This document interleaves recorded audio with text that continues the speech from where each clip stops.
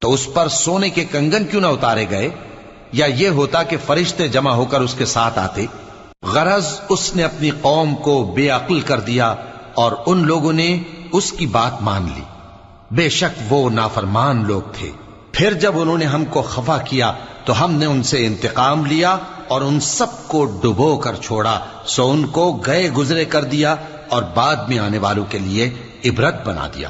اور جب مریم کے بیٹے عیسیٰ کا حال بیان کیا گیا تو تمہاری قوم کے لوگ اس سے چلا اٹھے اور کہنے لگے کہ بھلا ہمارے معبود اچھے ہیں یا وہ، یعنی عیسیٰ؟